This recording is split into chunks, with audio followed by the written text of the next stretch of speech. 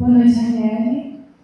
Hoje foi a primeira derrota do América em toda a temporada. Eu queria saber o que você acha que teve de diferente justamente para causar, né, esses 3-0.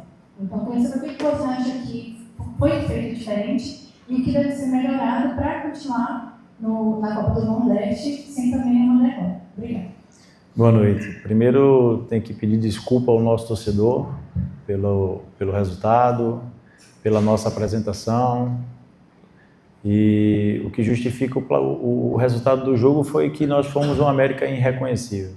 Uma América muito diferente em todos os comportamentos. E principalmente na hora de marcar, na marcação. Não fomos tão fortes nem incisivos como costumamos ser.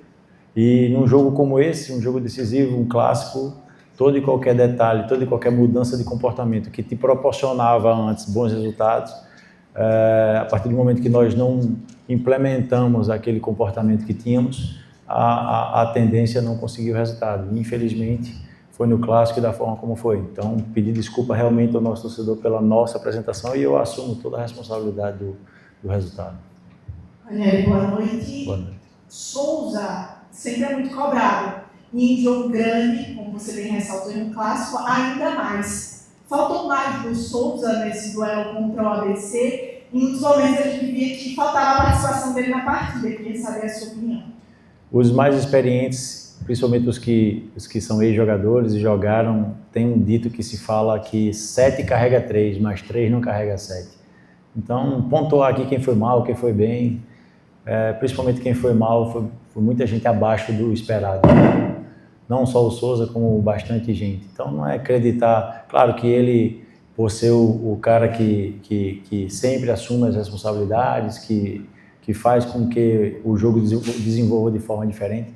Então, é muito injusto hoje jogar e externar a culpa só no Souza, não. Teve muita gente abaixo, infelizmente.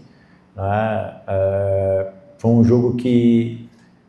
talvez se nós, aí por isso assumo a culpa, talvez se nós tivéssemos fizéssemos algumas modificações pensando na questão física, talvez não tivesse sentido tanto. A maratona, hoje ela deu uma pesada, não sei, pode ser, mas acreditar um só jogador não, foram vários, inclusive eu. Daniele, boa noite. Pegando os últimos jogos, logicamente não vou me referir só a essa partida. Por isso que eu vou dar o exemplo com menor intensidade o Maranhão, Jacuipense esse muito, e até contra o Souza mesmo, apesar da vitória 2-0, você mesmo lamentou chances perdidas. Eu estou falando de aproveitamento ofensivo, né?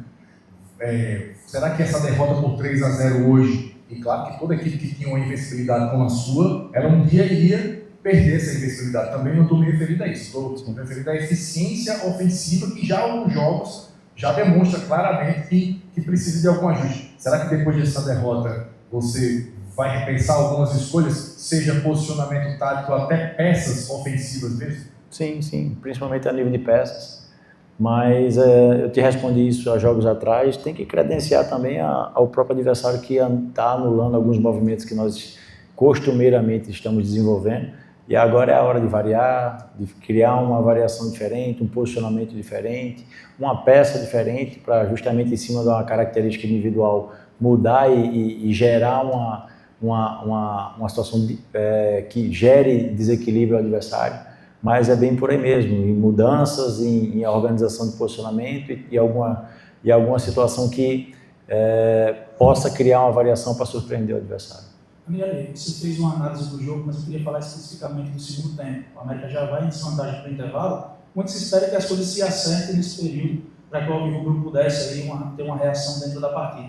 No entanto, o que a gente viu no segundo tempo foi o ABC, inclusive, conseguindo ampliar o placar e o América com muitas dificuldades. E que você analisasse essa segunda etapa, as dificuldades que você teve e se essa postura da equipe do segundo tempo te preocupa a ponto de você também ter uma preocupação, uma retomada de um bom desempenho a partir dos próximos jogos. Primeiro que isso que o nosso torcedor entenda o que eu vou falar foi a primeira derrota, então não é porque foi a primeira derrota que está tudo errado. Claro que da forma como foi, chateia todos nós, nos deixa tristes, mas somos sabedores de por que erramos. porque fugimos daquilo que podemos desenvolver, como eu bem falei no início. E fugimos principalmente, como eu volto a retomar, não foi nem na construção, foi na marcação. Nossa marcação é uma marcação muito forte, muito sólida.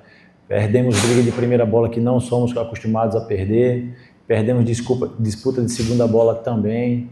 E o adversário, o rival soube aproveitar as 2 chances que teve, principalmente a nível de primeiro tempo. E isso gerou uma dificuldade ainda maior no segundo, porque tentou se jogar, tentou se criar, mas a condição do rival baixar bem as linhas e criar um ambiente que toda hora desacelerava o jogo, caía e o árbitro não dava sequência, isso aí também dificultou bastante, não acreditando no resultado da árbitro nem a isso. Mas rapidinho, só para completar a resposta. Essa postura do América no segundo tempo, ela te preocupa para a sequência ou é algo que você acredita que pode retomar? Não preocupa porque eu sei que eles não vão repetir essa atuação.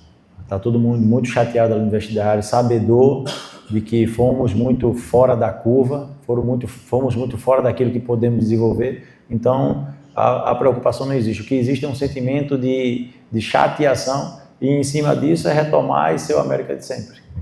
Daniel, boa noite.